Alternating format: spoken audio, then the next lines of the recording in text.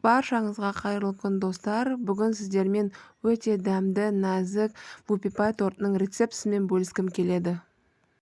Бізге керекті заттар: бөлме температурасындағы жылы сары май, қант, ванилин, жұмыртқа, разрыхитель және електен өткізілген ұн, какао, сүт және жарты шай қасықпен қайнап тұрған суға кофе дайындайтын боламыз. Сүтке лимон шырынын 1 шай қасық мөлшерде қосамыз және ыстық кофемен бөлме температурасындағы сүтті біріктіріп бір шетке қоямыз.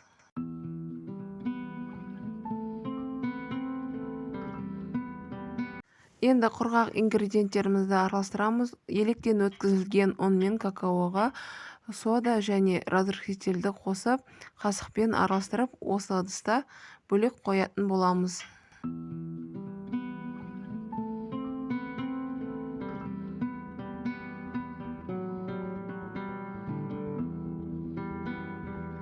Бөлек таза ыдысқа бөлме температурасындағы жылы сары май, қант, шым тұз, ванилин немесе ванильный сахарды қосып, жақсылап аппақ көпіршік болғанға дейін миксерлейтін боламыз.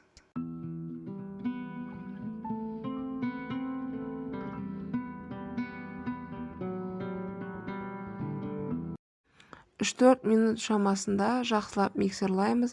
Енді осы массамызға 3 жұмыртқамызды бірден салып, тағы да бір келкі масса болғанға дейін жақсылап миксерлеп аламыз.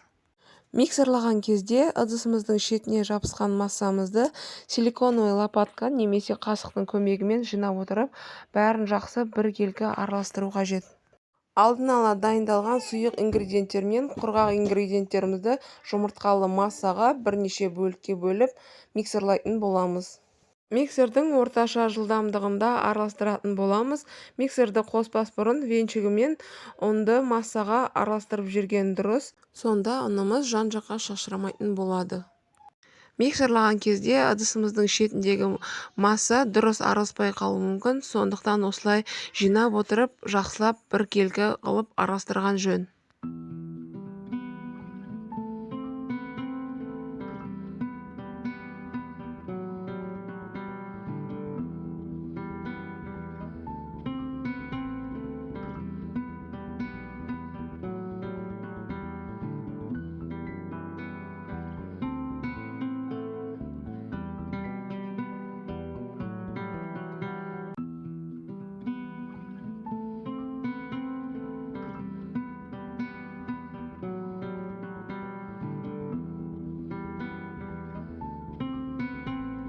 Осымен біздің тортымыздың қамыры дайын. Видеода көрсетілгендей қоймалжың болуы керек. Енді пергамент қағаздарымызды дайындаймыз. Арнайы осындай диаметрі 24 сантиметрлік формамен дөңгелек етіп, формасын шығарып алатын боламыз. Диаметрі 24 болуы міндетті емес, ол өзіңіздің қалауыңызша. Егер сізде бұлай домалақ форма болмаса, карандашпен пергаментке домалатып сызып алуға да болады. Осылайша бірнеше пергамент қағазын дайындап, бір пергамент қағазымызға 4 ас қасық қамырдан салып, бір келкі етіп жаятын боламыз.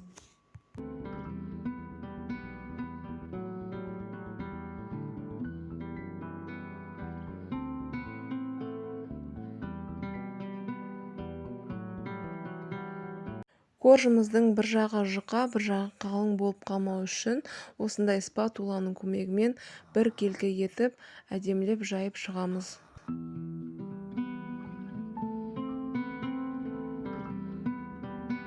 Осы уақытта пешімізді қосып дайындап қоямыз.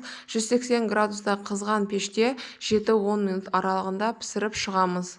Мендегі пергамент қағазы 3 болғандықтан 3 пергамент қағазға жағып дайындап алдым. Енді бірінші коржым піскен бойдан ыстықтай пергамент қағазынан босата берсе болады. Осы пергамент қағазды келесі коржымды пісіруге қолдана беремін. Корждар жұқа болғандықтан 10 минут арасында пісіп шығу керек. Егер піскеніне күмәніңіз болып тұрса, шпажка таяқтың көмегімен тексеруге болады. Егер шпажка таяғыңыз құрғақ болса, демек піскені көп ұстап қоюға болмайды. Коржымыз қытырлақ болып қалады. Корждарымыз өте нәзік, жұмсақ болып шығуы керек.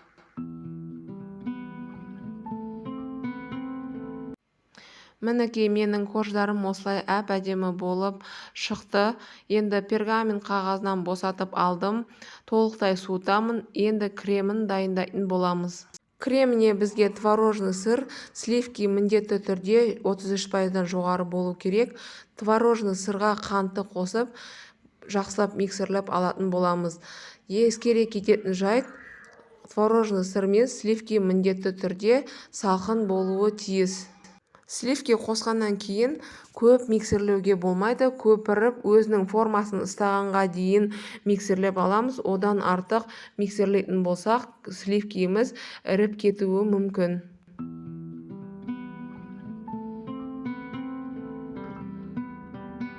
Осындай өзінің формасын жақсы ұстайтын крем болып шықты. Енді осы кремді кондитерлік қапшыққа салып, тортымызға жағатын боламыз. Вупипай тортының насадкасы кез келген кондитерлік дүкендерде сатылады. Размері 807. Енді тарелкамыздың астына тортымыз жылжып кетпес үшін сәл крем жағып қоятын боламыз. Коржымызды қойып, тортымызды жинайтын боламыз. Кремді видеода көрсетілгендей шарик тәріздес етіп жағатын боламыз. Дәл осылай етіп, барлық корждарымызды крем жағып болғаннан кейін үсті-үстіне қойып, осылай қайталайтын боламыз.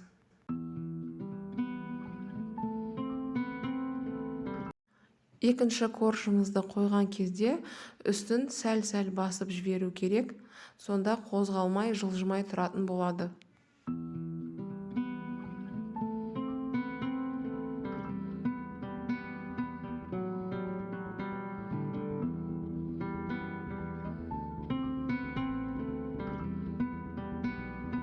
Тортымды толықтай жинап біттім.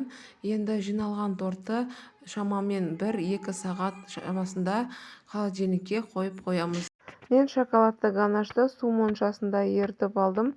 Шоколад пен сармайды бір ыдысқа салып, қайнағанға жеткізбей үздіксіз араластырып ерітетін боламыз. Шоколадты ганашымызды 5-7 минут аралығында суытамыз. Қатты ыстықтай құюға болмайды, кремді ерітіп жібереді. Сондықтан сәл суытып, біркелкі етіп торттың бетіне жағып шығатын боламыз.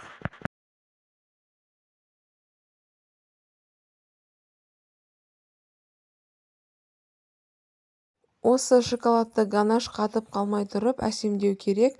Мендегі үйдегі бар жеміспен әсемдейтін боламын. Әркімнің өз қалауы. Мен апельсин, қарақат және малина безені қойып әсемдейтін боламын.